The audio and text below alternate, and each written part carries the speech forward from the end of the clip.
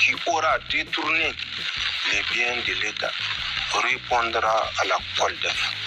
Et la COLDEF a tout notre soutien, et je dis bien tout notre soutien, puisqu'elle ne répond que du président du Conseil national pour la sauvegarde de la patrie.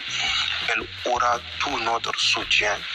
C'est un serment pour accomplir sa mission. Restituer à l'État ce qui a été subtilisé à l'État. Nous ne ferons pas la chasse aux sorcières. La COLDEF ne fera pas la chasse aux sorcières. Et c'est pourquoi nous inviterons tous les Nigériens qui ont des faits, je ne dis pas des questions de personnes, mais qui ont des faits, qu'ils les soumettent à la COLDEF. Elle leur réservera le traitement approprié jusqu'à aboutissement. C'est une certitude, c'est une garantie. Personne dont la responsabilité sera avérée n'échappera au traitement que la COLDEF réservera au dossier le concernant. D'accord. Merci, Monsieur le Président. Monsieur le Président, il y a aussi une question d'actualité qui intéresse les Nigériens, les nominations aux emplois supérieurs de l'État. Quelle réaction cela suscite chez vous? C'est comme la COLDEF dont nous venons de parler. Nul n'est parfait. Et aucun acte ne sera parfait. C'est à nous de découvrir les imperfections et dans l'ordre et les conseils, approcher les responsables de l'acte posé pour porter les amendements. Les affectations sont une des prérogatives d'un gouvernement, d'un État. Ces affectations répondent à des critères de compétence, des critères d'intégrité et surtout des critères, comme je l'ai dit, de la haute compréhension de l'intérêt national. Quel que soit le poste que vous allez occuper, c'est l'intérêt national qui doit être la première priorité. Pour ce faire, certes, dans les affectations, il se peut que nous ayons affecté ou eu à affecter des personnes, peut-être, qui ne font pas l'unanimité. Mais donner le temps au temps et juger les gens en fonction de l'acte qu'ils posent. La Boussanino, comme je l'ai dit, nous ne faisons pas de problème de personne. C'est l'intérêt national qui nous a conduit à dire que ce que les gens ont posé comme acte jusqu'au 26 juillet ne va pas dans le sens de l'intérêt national et que si nous restons les bras croisés, il n'y aura plus de nation à défendre à plus forte raison un intérêt national. Donc, que les Nigériens, de la même façon dont nous sommes sortis librement pour mettre fin à la dérive, que nous ont soutenus, que nous soutiennent dans toutes les désignations que nous aurons à faire.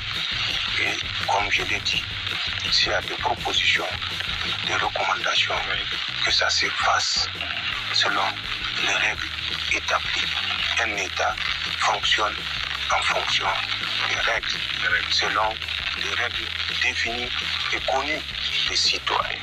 Donc, respectons ces règles et observons, donnons un délai de grâce aux personnes nommées pour en tirer des conclusions. Et c'est tout ce que je peux dire par rapport à ce domaine d'affectation ou d'occupation des postes qui font souvent l'objet de bruit. Mais malheureusement, des fois, les bruits sont exagérés. Quand j'entends certaines personnes dire que non, un tel ne mérite pas. Si on ne le dégage pas, pour utiliser le terme militaire, nous allons en guerre contre le Conseil national pour la sauvegarde de la patrie. Quand on dit aux gens que certaines fonctions sont définies par des textes de loi qui disent quelles conditions remplir pour occuper tel poste. Et que certains compatriotes disent que, je ne dirai pas le mot, mais jeu de la loi, c'est au regret d'entendre des propos comme ça. Nous sommes dans un État qui respecte les règles. S'il y a lieu d'agir pour que le respect des règles soit observé, alors nous agirons. Excellence, Monsieur le Président, l'exploitation du pétrole nigérien suscite une série de questions sur lesquelles nos compatriotes attendent de l'État les éléments de réponse. D'abord, la première question que j'aimerais poser, quels sont les principaux gisements que nous avons au Niger? Effectivement, le domaine pétrolier, si vous vous rappelez, est un vieux domaine. Les premières prospections ont commencé déjà avant l'indépendance, dans les années 1959. Elles se sont poursuivies après les indépendances. À un certain moment, elles se sont arrêtées parce que le problème que notre pays n'a pas pu résoudre, c'est le problème de prospection, c'est le problème de recherche. Nous attendons toujours que des compagnies étrangères viennent prospecter, faire des recherches sur notre territoire.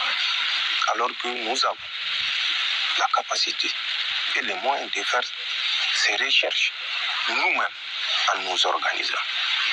Donc, à un certain moment, les recherches et les prospections se sont arrêtées. Il a fallu attendre l'arrivée de feu son Excellence Tange Mamadou, que son nom repose en paix, pour relancer et de façon dynamique et irréversible le domaine d'exploitation. Je ne dirais même pas de prospection, mais d'exploitation. Nous avons 4 blocs. Il y a le bloc Agadam 1 et 2. Il y a le bloc Bilma et il y a le bloc Kafra. Ce sont des blocs où des quantités